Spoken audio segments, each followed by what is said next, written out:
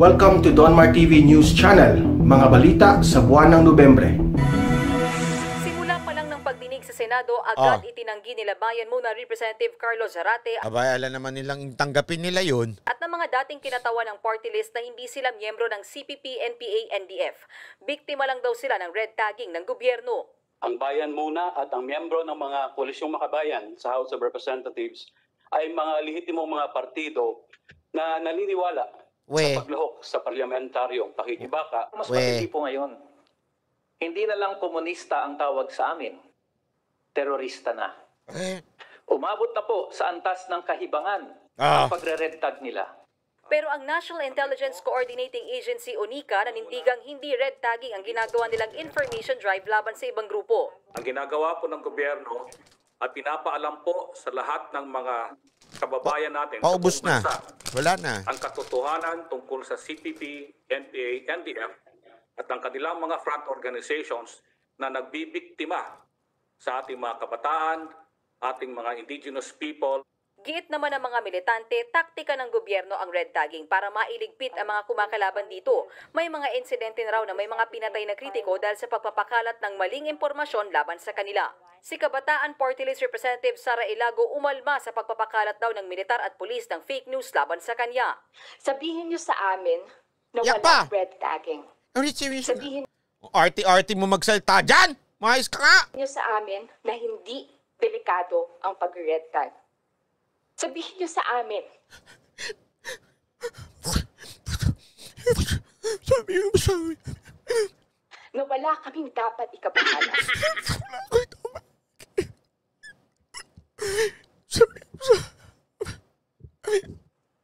Mismo ang Commission on Human Rights at ang pinakahuling mga ulat ng UN Office of the High Commissioner for Human Rights ang naglalahad kung gaano delikado para sa mga buhay at sa aming mga pamilya ang maging biktima ng red tagging.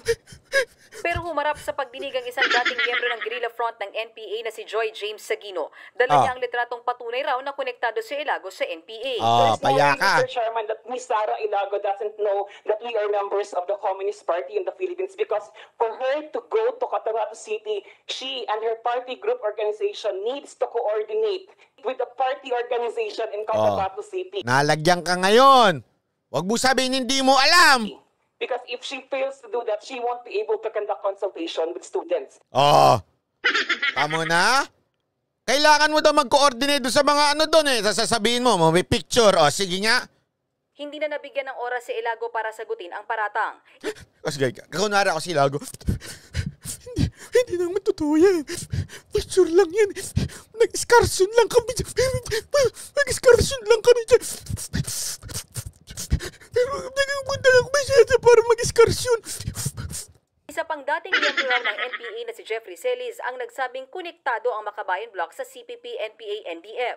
Malinaw po ng kanilang bahagi ay dugtong, suporta at ugnayan para palakasin Naglululoko tayo nito. Estratehikong linya at direksyon ng CPP, NPA, NDF which is ibagsak ang gobyerno sa pamamagitan ng armadong pagkilos. Pero para sa Makabayan Bloc, walang bigat ang kwento ni Celis dahil wala naman daw itong ipinresentang ebidensya. Dati rin daw itong bahagi ng drug list ng gobyerno. Pero ang tanong naman sa mga militanteng grupo, bakit hindi nila kinukundina ang NPA? Patay sila ng mga taong gobyerno. They are conducting or committing an illegal act. But we do not judge them to be enemies. I cannot reconcile. Nagbabalita mula sa Frontline, Mean Los Baños, News 5.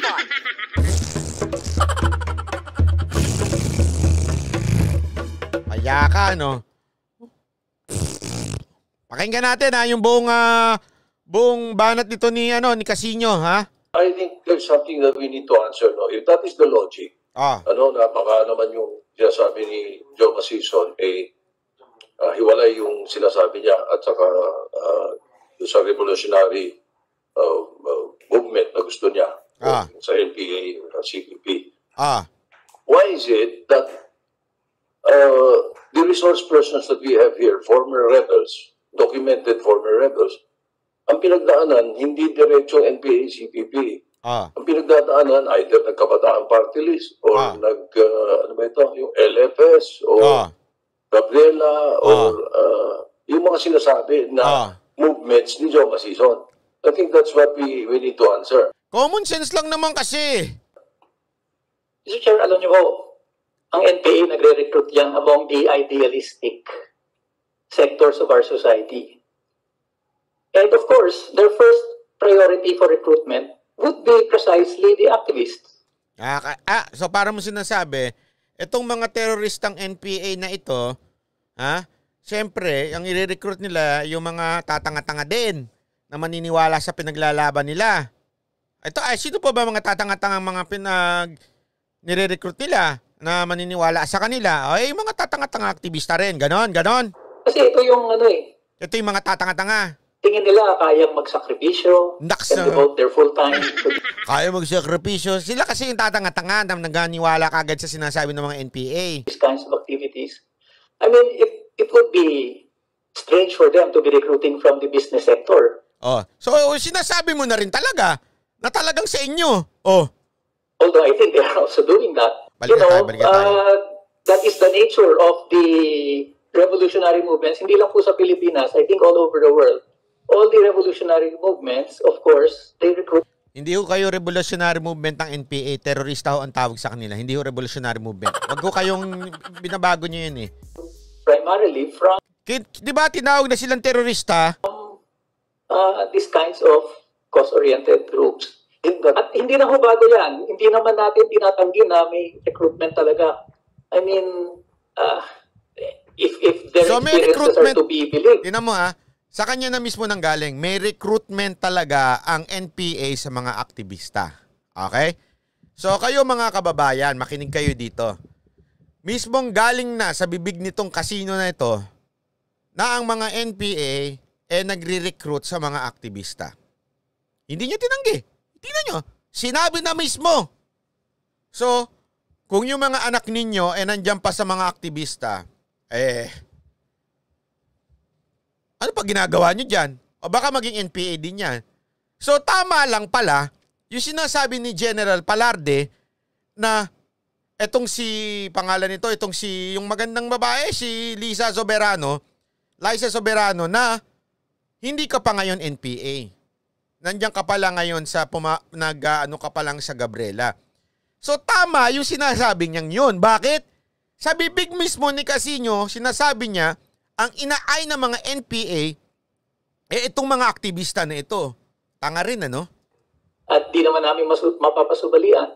But I think, ang point namin dito, that does not mean that the organizations kung saan nagre-recruit ng NPA, sasabihin na natin, mga front yan, o mga bahagi na rin ng armado yan.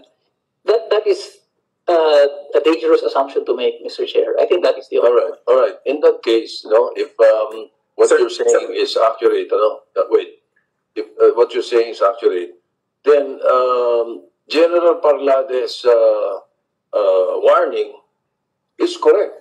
Correct. Diba? Tama. It has value. Correct. So, bakit yung nagagalit kayo kay Parlarde? Ingat yung mga sumasabi kasi doon tumatarget ang NPA. So, sinasabi mo na, siyempre sa mga aktivista. Siguro sabi nito ni Teddy Casino, shit, hindi ko naisip yun Mali ang sagot ko. Sila mag-iimbita. Hindi sila mag-iimbita direkta from just the public. Diba? Following your logic, then may value yung sinasabi ni Parlade na mag-ingat yung mga kababayan natin, ng mga celebrities, hindi ba? Mr. Chair, if that are mere words, I will not, we eat that for breakfast. But we look at this in the context of the operations of the NDF-LCAC, of the counter-insurgency operations. Sige na, lusot mo pa. Hindi lang salita may kasabay na ilusot mo pa. Military actions, may military operations. Ilusot mo pa. And I think the resource persons previously already narrated their experiences na hindi lang simpleng nare-red-tag yun. May kasabay yun na surveillance, may kasabay na harassment, kakasuhan ka. And that is what we call red tagging. Not the simple words, but the totality of what is happening. Hindi niya na alam kung ano ilulusot niya, no? Nabuking na siya. Ang ina-establish ni Soto, talagang nagre-recruit ang mga NPA dun sa mga aktivista. Now, na this is a systematic attack on these organizations that puts their lives in danger, their rights, their liberties also in danger. Kaya ho malaking concern sa amin. Kung salita lang ho yan, wala kaming problema. But it's more than that, Mr. Chair. Wala na, booking ka na. Booking ka na, Brad. Ha? Hina din utak eh. Pag mahina utak, ganun talaga eh. Kasi siguro gina-justify niya, gusto niya i-justify na, nga naman, totoo, yung mga, kasi hindi na nila may tatanggi eh, na may mga ebidensya ng army na merong talagang mga kasamahan nila ang naging NPA. Okay? So, tinanong ngayon ni Soto, ganyan, ang sagot mo naman, tatanga ka rin, at inisip mo na, ay, baka mailusot ko ito. O lusot mo, hindi kasi sila yung mga idealistic eh. So, dahil sila yung mga idealistic, sila yung mga kayang lumaban, kaya silang nare-recruit ng NPA. O, tama pala talaga yung sinasabi ng militar na talagang ang mga nire-recruit ay mga aktivista. Pag-graduate na aktivista, nagiging NPA. O, so tama talaga. O, di ba? Mali ka dyan, Brad. Aral-aral muna. O, ito muna si Borate. Mr. Chair, ang aming pagdalo sa pagdinig na ito ay hindi lamang para pasinungalingan ang mga walang basihang akusasyon laban sa amin, kundi para manuwil din na accountability at ilahad ang mapanganib na epekto ng red tagging sa mga aktivista, sa miyembro ng oposisyon, sa mga kritiko ng pamahalaan, at maging sa ordinaryong mamamayan. Masama at mali ang red tagging at nagre-resulta ito sa mas matindi pang paglabag ng karapatang pantao, kagaya ng pagsampa ng mga gawa-gawang kaso at extrajudicial killings.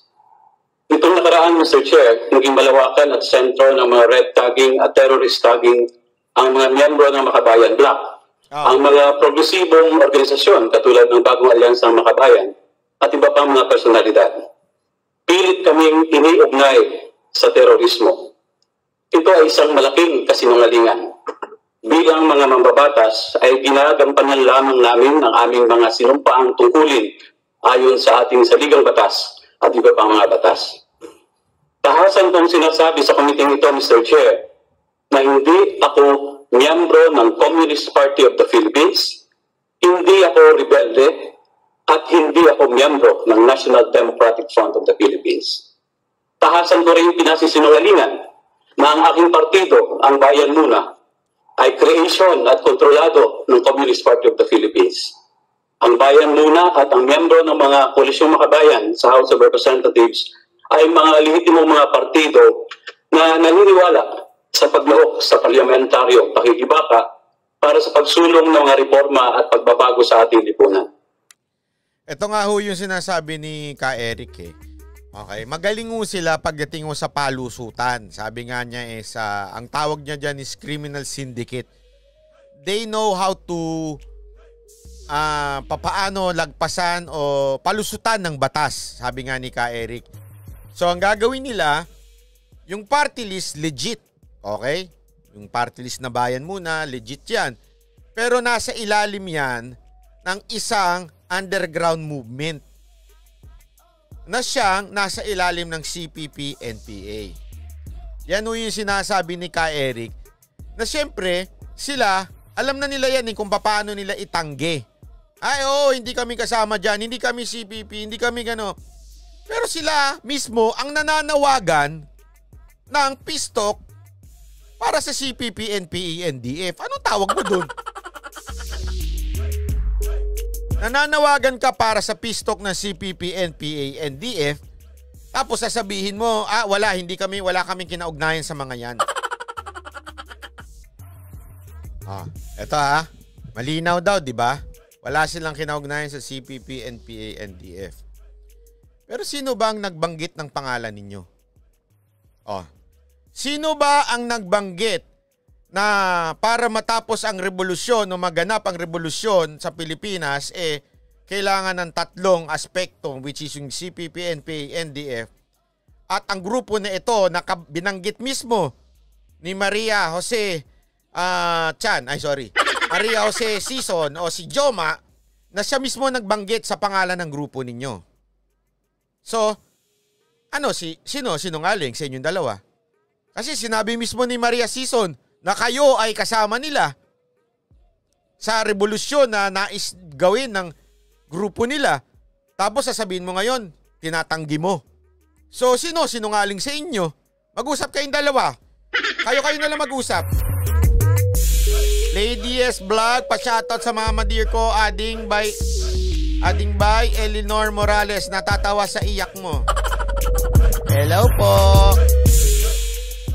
Di ba ganun na lang kasimple. Kahit saan ba siya magpalusot. Na kesyo, hindi daw sila CPP, hindi sila NPA, hindi sila NDF. Sino ba ang nagsabi na kayo ay kasama nila?